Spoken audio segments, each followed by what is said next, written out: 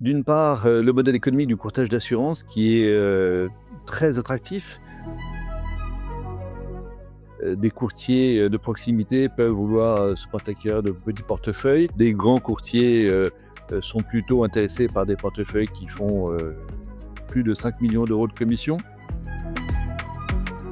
Des courtiers de proximité doivent prendre ce virage de l'intelligence artificielle.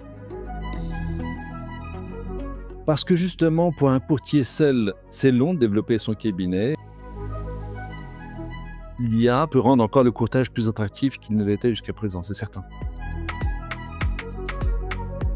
Le portefeuille moyen d'un cabinet de courtage, il est entre 200 et 300 000 euros, je crois, de commission.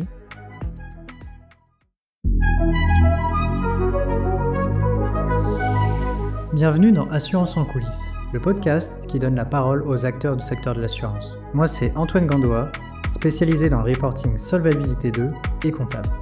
Dans ce podcast, nous mettrons en lumière les professionnels du secteur de l'assurance en mettant en avant leur métier, parcours, synonymes de réussite ou d'échec. Nous aborderons également les faits d'actualité et les enjeux dans un secteur qui ne cesse d'évoluer au quotidien. Bonne écoute à tous. Bienvenue dans ce nouvel épisode du podcast Assurance en coulisses. Aujourd'hui, nous allons parler d'un phénomène qui transforme profondément le secteur de l'assurance, la vague de fusion-acquisition dans le courtage. Depuis plusieurs années, les fonds d'investissement et les grands groupes multiplient les opérations pour racheter des cabinets de courtage, taille critique, diversification, voire même digitalisation. Les raisons sont nombreuses et traduisent une véritable transformation du marché. Alors pourquoi le courtage attire-t-il autant des investisseurs? Quelles sont les dynamiques derrière cette consolidation? Et qu'est-ce que cela change pour les courtiers et leurs clients? C'est ce que nous allons décrypter aujourd'hui avec mon invité Pierre-Antoine, associé gérant du cabinet Axis Conseil et ancien directeur de clientèle chez Emarch. C'est bien ça? Absolument. Bonjour Antoine. Content de t'accueillir. Pour commencer, est-ce que tu pourrais te décrire dans la façon que tu le souhaites? Écoute, avec plaisir. Je ne m'attendais pas à cette question. Dans l'exercice de mon métier, en tout cas, je passe beaucoup de temps à écouter, conseiller mes clients. Et mon principal moteur dans l'exercice de ce métier, c'est à la fin d'une première rencontre, lorsque chacune des parties, après, m'appelle pour me dire « Pierre-Antoine, tu as bien fait d'organiser ce rendez-vous ». Et ça, c'est un plaisir. C'est le plaisir qui guide principalement mon activité. C'est cette satisfaction de pouvoir rendre service à mes clients, mes interlocuteurs. Et du coup, qu'est-ce qui t'a amené vers le secteur de l'assurance? Alors l'assurance, c'est une histoire de famille. Ça fait quelques générations qu'on y était. Et c'est un univers que j'ai découvert il y a 25 ans et que j'affectionne aujourd'hui particulièrement et que je trouve particulièrement passionnant. Passionnant parce que aujourd'hui dans le courtage, il y a une très grande diversité de profils, d'entrepreneurs, d'aventures. Et c'est cette diversité que j'apprécie énormément. Chaque jour, je suis au contact de grands dirigeants de courtage d'assurance ou des courtiers de proximité. Et j'accorde autant d'importance aux uns et aux autres. Et chaque aventure est intéressante à écouter. Alors maintenant, une petite question signature du podcast, mais si ton métier était un sport, quel serait-il? Alors, j'ai pensé au golf, pas seulement parce que c'est un sport que j'apprécie, mais aussi parce qu'il donne deux qualités, la patience et l'humilité. Et ce sont, je pense, deux qualités très importantes dans mon activité de cession-acquisition de cabinets de courtage. T'en pratiques régulièrement? Je pratique régulièrement, je ne suis pas un bon joueur malheureusement, mais c'est un sport que j'apprécie. Le golf, j'ai dû en faire 2 fois dans ma vie. J'avais plus tendance à frapper à côté de la balle. D'accord. Non, mais ça fait 40 ans que je joue et ça donne des qualités que j'ai découvertes par la suite, qui sont de vraies qualités. C'est vrai, il faut pas mal d'humilité, pas mal de travail, de persévérance et beaucoup de patience. Et ça apprend aussi beaucoup la maîtrise de soi-même, le self-control, quoi. C'était pas évident, j'aurais pas dit ça lorsque j'ai découvert le golf, mais j'ai découvert que ça donnait ces qualités-là. Avant de rentrer dans le vif du sujet et comprendre vraiment le phénomène, est-ce que tu pourrais me décrire alors simplement la notion de courtage dans le secteur de l'assurance? Alors, le courtage, c'est tout d'abord pour moi bien conseiller, les clients dans la gestion de risque, protéger et défendre au mieux, leurs intérêts et leur rendre l'assurance accessible. Voilà, c'est tout ça en même temps, je pense pour moi, le métier du courtage dans l'assurance. Et en fait, souvent, on pose la question: «OK, j'ai un courtier, mais pourquoi je passerais pas directement par l'assureur, en fin de compte?» Souvent, j'ai eu ce genre de questions dans mon entourage, en fin de compte. Comment toi, tu pourrais répondre à ça, si quelqu'un te pose cette question-là? Alors, c'est une excellente question puisque, les courtiers d'assurance, on leur pose cette question-là, tous les jours et ils doivent défendre défendre leur place auprès des clients, particuliers ou entreprises. D'abord, un courtier, il est indépendant des compagnies d'assurance. Il peut mettre en concurrence, les compagnies. Il doit bien comprendre, les activités de ses clients, bien identifier les risques, enfin trouver la meilleure couverture pour ces risques-là et c'est un métier très technique, il faut, bien comprendre, les produits, les stratégies des compagnies. L'idée, c'est vraiment de se dire, si tu vas chez un assureur, tu auras seulement ses produits, alors que le courtier, c'est un peu comme les courtiers aussi pour, les emprunts, en fin de compte, meilleurs taux ou ce genre de choses, en fait. Ça te permet, d'avoir un panel, Alors oui, sauf que le courtier en crédit, il a une mission qui est limitée dans le temps. Une fois, le crédit, bouclé, il n'accompagne pas ses clients. Le courtier d'assurance, il accompagne ses clients dans le temps. Il doit pouvoir, les suivre dans leur développement. Donc ça nécessite une forte proximité. Ça nécessite une très bonne compréhension de leur activité, une bonne analyse des risques. Le courtier d'assurance, il est comme, l'avocat, comme, l'expert comptable, c'est un élément essentiel dans le développement d'une entreprise. Alors maintenant, on va passer, à la première partie de l'épisode. On va essayer de comprendre le phénomène du M&A dans le courtage. Alors pour commencer, puis maintenant quelques années, le courtage en assurance est vraiment au cœur d'une forte vague de fusion-acquisition. On en avait parlé en off avant de faire, cet épisode. Comment toi, tu expliques cet engouement des investisseurs pour ce secteur de l'assurance? L'engouement, il est lié à 2 choses principalement. D'une part, le modèle économique du courtage d'assurance qui est, très attractif, la récurrence de la rémunération et la rentabilité, de l'activité, et en tout cas, le potentiel de rentabilité, qu'offrent, les moyens technologiques font que, les investisseurs sont très intéressés par ça. Ensuite, ils, sont intéressés parce que nombre d'acteurs dans le courtage d'assurance ont des ambitions de croissance externe et pour, épauler ces ambitions, des investisseurs, je pense que tu parles de fonds d'investissement, les épaulent dans leurs ambitions. En Europe, il y a près de 90 des opérations de M&A qui sont dans le secteur dans l'assurance, qui concernent le courtage. Tu parlais là, par exemple, des assureurs qui sont plus gros, qui veulent récupérer des petites structures. En off, tu me disais que tu avais quand même un grand panel de que ce soit des courtiers, qui ont des petits portefeuilles, d'autres qui ont des gros portefeuilles. L'engouement se porte plus où, en fin de compte? Vers un courtier qui a, je sais pas moi, un portefeuille beaucoup plus élevé, qu'un petit courtier? Qu'est-ce qui décide, en fin de compte, les assureurs, sur quel levier ils vont venir, réaliser des transactions? Alors quels sont les portefeuilles les plus attractifs ou les Ouais, opérations les c'est plus ça. recherchées? Il y a autant d'opérations, enfin les opérations sont très, très diverses et elles ont toutes leurs spécificités. Les projets d'acquisition en fait sont très, très variés, des courtiers, de proximité peuvent vouloir, se porter à cœur de petits portefeuilles. Des grands courtiers, sont plutôt intéressés par des portefeuilles qui font, plus de 5 millions d'euros de commission.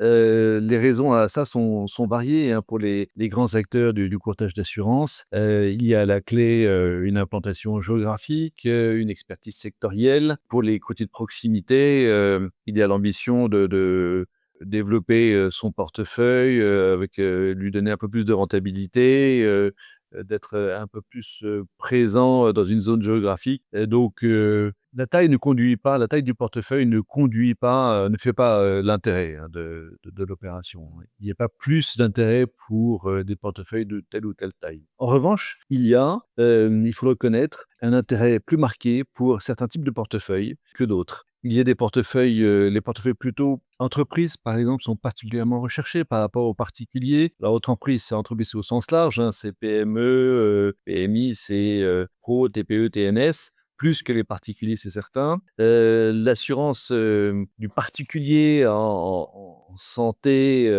est moins recherchée que l'assurance collective, en santé. le portefeuille, localisé géographiquement sera plus recherché qu'un portefeuille, France entière. Voilà, donc il y a en effet quelques préférences et il faut pas oublier d'ajouter une préférence pour les portefeuilles de niche, bien sûr. Quand tu dis portefeuille de niche, tu penses à quoi? Portefeuilles de niche, c'est des portefeuilles qui ont été développés sur, des secteurs très pointus, avec des produits, très spécifiques, voilà, sur certains marchés.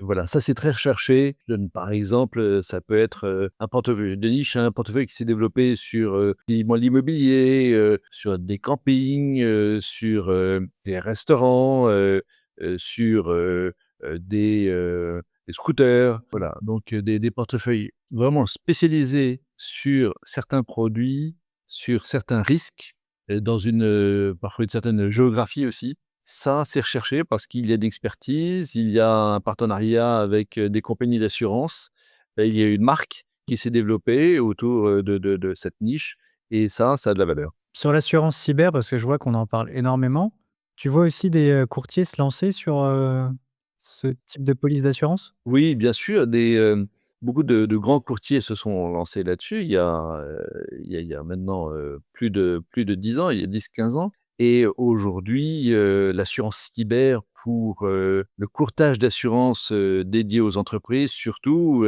il implique, nécessairement, de façon indispensable de proposer une assurance cyber, dans les solutions proposées, c'est clair. Alors maintenant, on va essayer de passer à la deuxième partie. Tu en parlais un peu avant. On va essayer d'appréhender les facteurs économiques du courtage, notamment dans le secteur de l'assurance.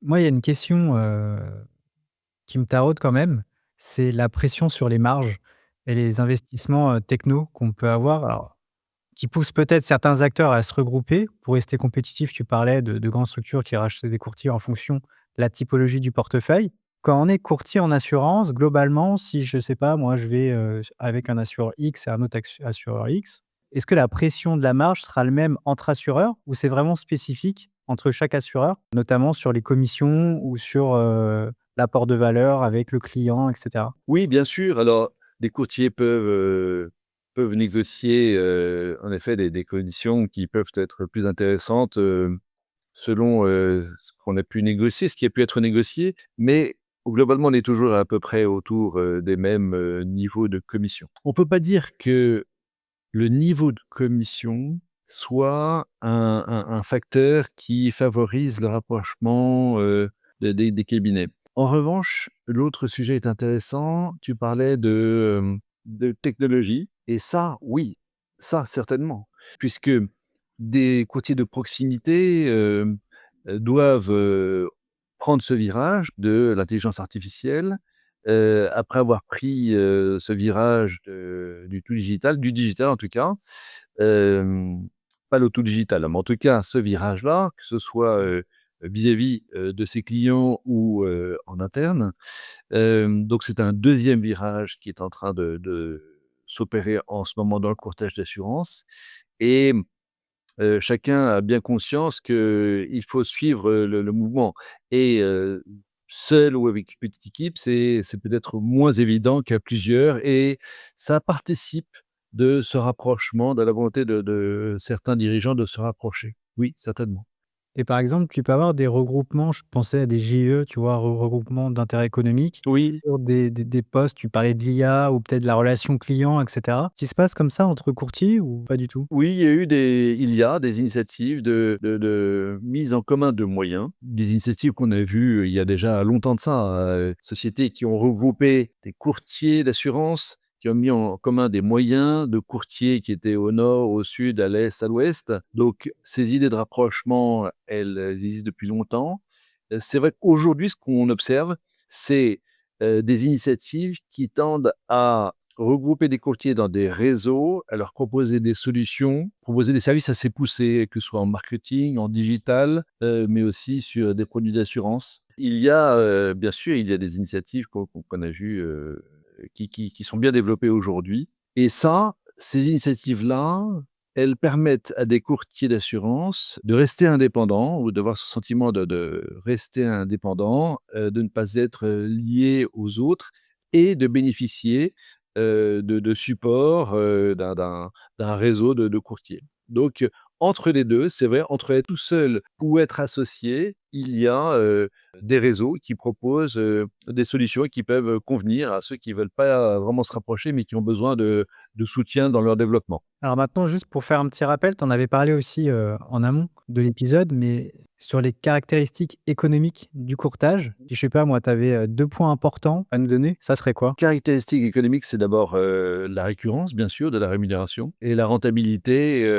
peut être assez élevée et qui peut être, potentiellement encore plus forte avec, l'arrivée de technologies, comme l'intelligence artificielle. Donc c'est à la fois un modèle récurrent, très séduisant pour cela et un modèle qui présente, un potentiel de rentabilité très fort grâce à, cette révolution technologique et grâce à l'arrivée de l'intelligence artificielle. Si imaginons, moi je me lance là et je dis: «Je veux ouvrir mon cabinet de courtier». La moyenne de devenir rentable, parce que bon, je pense qu'on faut quand même un temps de créer son client, créer des relations Oui, clients, créer son réseau. oui, Ça prend combien de temps en moyenne? Enfin, je sais pas comment tu vois ça toi dans le temps? Un courtier devient rentable à partir de combien de temps après l'ouverture de son exercice? c'est long et cette question, elle me permet de revenir à un sujet, c'est le pourquoi de la croissance externe.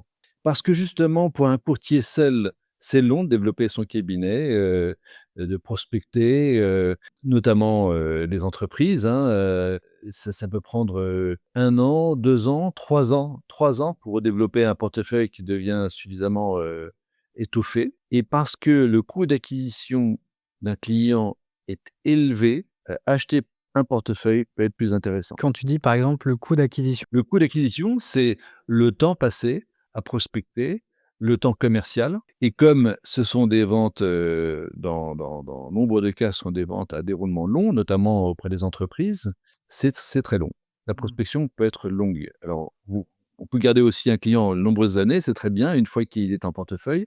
Conquérir un client, c'est long, donc ça coûte cher. Faire l'acquisition d'un portefeuille, pour cette raison-là, peut être plus intéressante. Ça fait gagner du temps d'acquérir un portefeuille et ça, je sais que c'est une des questions que tu voulais me poser, c'est pourquoi acheter un portefeuille? Ça fait gagner du temps. et là, en moyenne un portefeuille client, ça coûte combien? Pour donner un peu un ordre de grandeur, En termes de coefficient? en termes de coefficient, ouais. Allez, vraiment, pour faire simple, on va dire, entre 2 et 3 fois le chiffre d'affaires. On en avait parlé en off, où il y avait des plateformes qui mettaient en relation d'autres courtiers qui veulent se lancer pour vendre leur portefeuille. Ça se passe comme ça, en fait, ou c'est du off market? Beaucoup de off-market, mais oui, très bien. Ce sont des plateformes en effet qui sont très utiles pour des portefeuilles d'une certaine taille, plutôt des portefeuilles, modestes. Mais acquérir un cabinet, et un portefeuille d'un cabinet étoffé, c'est assez complexe et ça demande, un échange, un process, de cession assez long. Voilà et le digital ne permet pas tout. La vente en ligne de portefeuille ne permet pas tout. Maintenant, j'aimerais aussi aborder un point sur la structure du marché. On en parlait un peu avant. Tu disais que le marché du courtage reste, enfin, il est quand même fragmenté avec de nombreux acteurs indépendants qui visent quand même principalement aussi à se consolider via du M&A. Avec l'arrivée de l'intelligence artificielle, tu en parlais, en amont, qui offre quand même de multiples opportunités. Oui. Est-ce que tu penses que l'IA va changer cette dynamique-là ou pas? Elle va la favoriser, l'IA. Je suis au contact de certains acquéreurs qui, misent, des fonds d'investissement qui misent, surtout sur l'IA pour augmenter la rentabilité de cabinets de courtage et c'est pour ça que le potentiel de rentabilité est très attractif, aussi. En plus de la récurrence de la rémunération, comme on en parlait tout à l'heure, l'IA peut rendre encore le courtage plus attractif qu'il ne l'était jusqu'à présent, c'est certain. Tu as déjà vu des cas d'usage en ce moment de courtiers qui utilisent l'IA? Il y a beaucoup de projets, tout le monde s'y met, petit à petit. Tout le monde se forme, beaucoup se cherchent. Tout le monde s'est penché sur cette réflexion-là et concrètement aujourd'hui, c'est dans l'esprit de chacun des dirigeants du courtage, c'est certain. C'est-à-dire qu'en fait, je dirais en réflexion sur le sujet, il y a pas encore de la mise en prod directe, sur cette thématique-là? Ils sont encore loin de ça? Ça se rapproche? On n'y est pas encore, alors, tu trouveras sûrement quelqu'un qui dira, que ça y est, il y a déjà des projets, il y a déjà des courtiers qui sont mis. Bon, très bien. On peut pas dire quand même que, on est vraiment au tout début du phénomène. J'en ai parlé avec, le dirigeant d'un cabinet de courtage, de taille intermédiaire, hein, il doit faire 30 ou 40 millions d'euros de commissions annuelles et voilà, ils, lancent des appels d'offres et ils sont, dans une posture de réflexion. Le projet va se lancer, mais bah, tout le monde se cherche encore un peu et je pense que cet échange que j'ai eu, elle est à l'image de la réflexion, partagée dans le courtage. Là, on parle quand même du marché, français. Imaginons si on va au-delà de nos frontières, qu'on passe par exemple l'océan Atlantique. Les grands groupes internationaux dans le courtage, ça fonctionne pareil à l'étranger qu'en France? La dynamique est pareille? Ou pour toi, c'est assez différent? En termes de consolidation? En termes de consolidation, la structure du marché en elle-même? Alors, c'est une excellente question. Le marché du courtage n'est pas le même partout, il n'est pas structuré de la même façon. Par exemple, en Grande-Bretagne, il y a vraisemblablement bien moins de courtiers qu'il y en a en France. Les modèles, ne sont pas tout à fait les mêmes non plus. Il y a toujours cette forme de récurrence, bien sûr cette récurrence, c'est certain. Il y a 2 modèles, un modèle en France qui est, repose énormément sur, les commissions et puis un autre modèle, plutôt anglo-saxon, qui repose sur les honoraires. Donc les commissions sont versées par les compagnies, les honoraires sont versés par les clients. Aujourd'hui, il y a beaucoup de courtiers qui lient les 2. Lorsque vous faites des prestations de conseil complémentaires, vous produisez de plus en plus d'honoraires, tout en asseyant votre rémunération sur la base des commissions. Et donc, je crois que les anglo-saxons, le courtage anglo-saxon a opéré, un virage il y a de nombreuses années maintenant. Ils sont beaucoup moins nombreux, que ne le sont les courtiers en France, par exemple. Et en France, cette, structure du marché, elle est identique à celle du conseil en gestion de patrimoine. Ce sont des marchés où il y a beaucoup de petits acteurs et très peu de grands acteurs. Voilà et ça, ce sont des structures de marché qui sont propices à la consolidation. Alors maintenant, si tu pouvais donner un conseil, parce que s'il y a des auditeurs, qui kiffent le M&A, qui apprécient la fusion-acquisition, Oui. quels conseils tu pourrais leur donner pour rentrer dans ce métier-là, dans cette stratégie-là, dans le secteur de l'assurance? Quel conseil je pourrais donner pour venir travailler dans le M&A? Dans le M&A, en courtage, principalement, dans l'assurance, pas dans d'autres secteurs?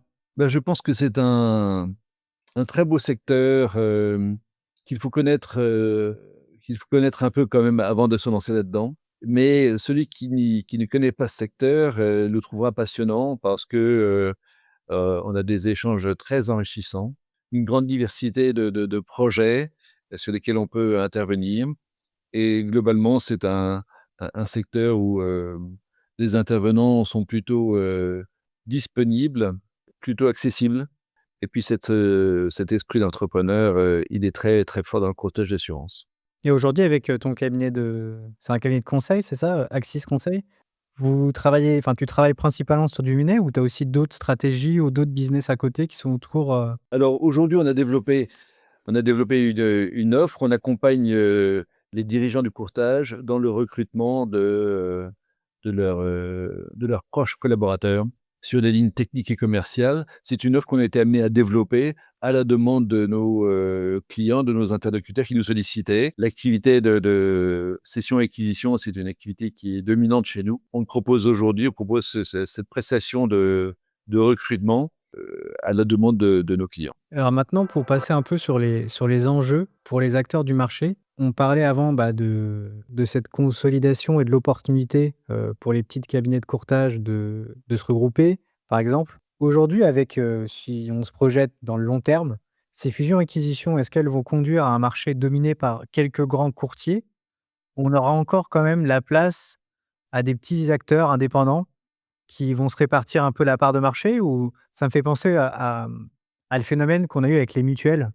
Il y a eu pas mal de mutuelles qui se sont fait, acquérir par des grands groupes. Tu penses que ça va se répercuter aussi dans le courtage ou pas du tout? Alors, c'est une très bonne question et ma réponse c'est que chaque année, il y a, de nombreux cabinets de courtage qui se créent. Chaque année, il y a de nombreux cabinets de courtage qui, font l'objet d'une cession, une transmission et que, il va encore, falloir encore quelques années, pendant longtemps encore, je pense, il y aura encore des grands courtiers, des courtiers intermédiaires et des courtiers de proximité. Après ce que je pense, c'est que, ce mouvement de consolidation, il est au bénéfice, en définitive, il est au bénéfice des assurés, des clients. Parce que ce mouvement de consolidation, il permet un exercice,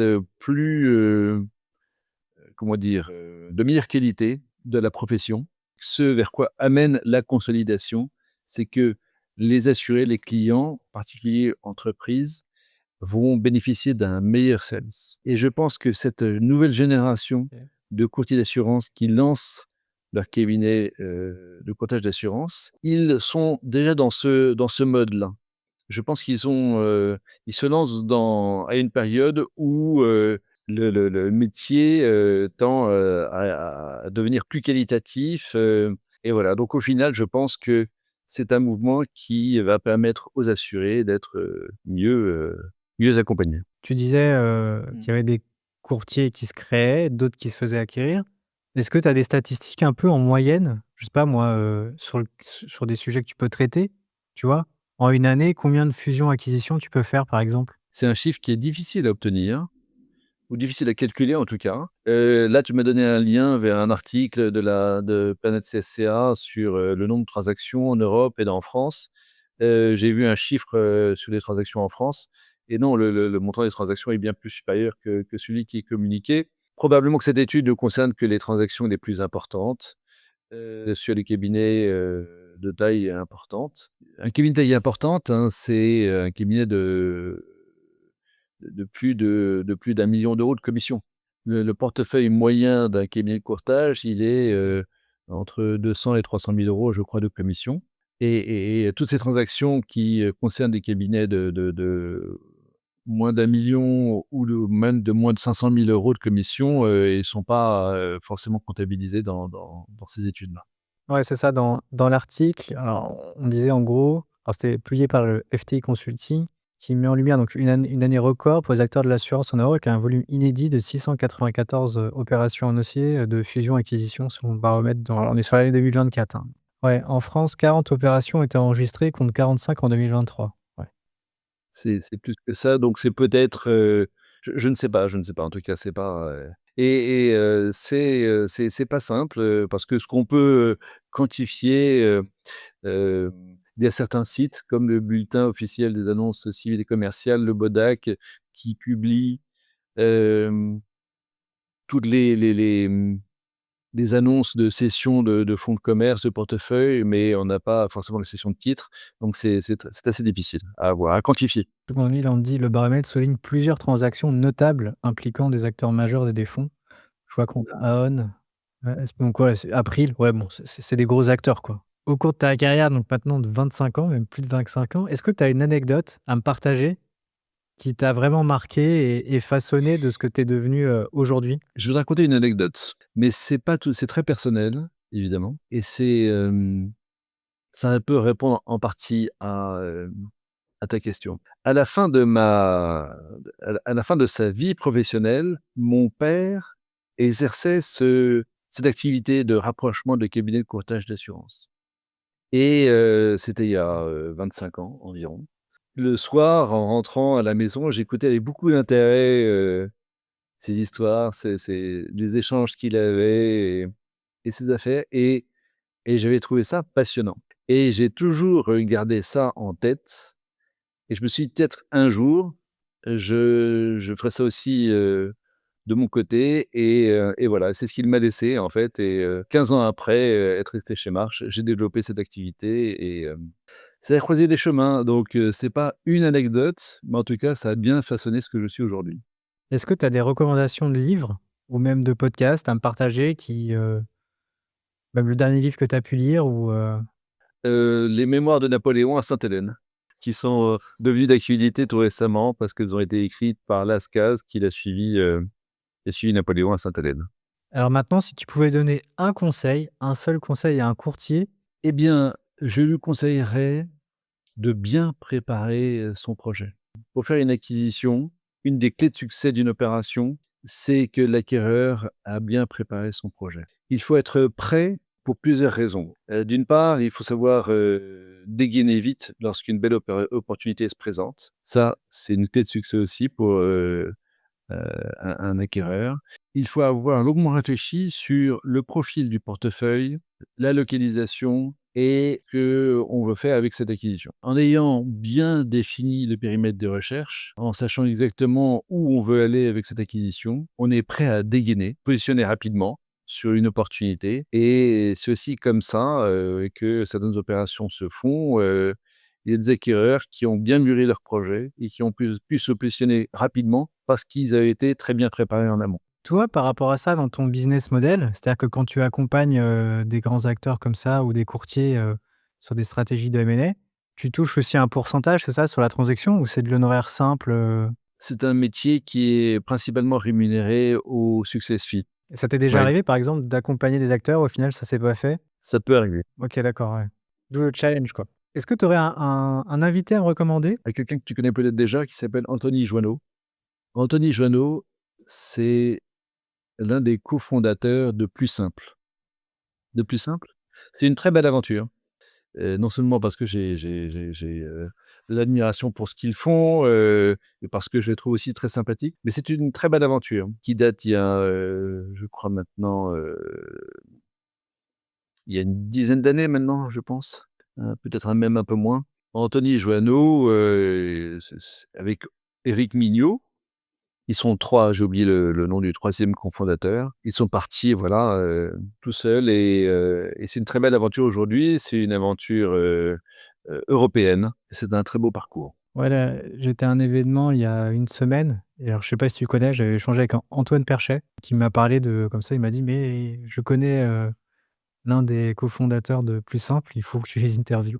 Et là, tu m'en reparles là, il faut vraiment que je le fasse. D'accord et donc je pense que, tu vois, son expérience, serait intéressante à partager. En tout cas pour, ton podcast, c'est une très belle aventure, Et alors maintenant, un petit texte à trous pour finir. Le courtier qui réussira demain sera celui qui... c'est celui qui, saura le mieux analyser les risques de son client. Alors maintenant, j'ai, une autre question, heu, plus business, mais si tu as aujourd'hui, par exemple, un besoin particulier, peut-être que l'un de mes auditeurs ou auditrices qui écoutent cet épisode pourra peut-être y répondre. Je te laisse passer, un petit mot, un petit message. Merci Antoine de m'avoir posé cette question-là. J'invite, chacun, tous ceux qui sont intéressés par la croissance externe, à suivre la formation en ligne que j'ai conçue avec News Assurance Pro sur, la plateforme Annie, qui est la plateforme de formation de News Assurance Pro, qui s'intitule, «Comment réussir l'acquisition d'un cabinet de courtage d'assurance». C'est une formation en ligne qui dure, 1 heure. J'espère qu'elle sera très utile à tous ceux qui auront, la chance de pouvoir la suivre.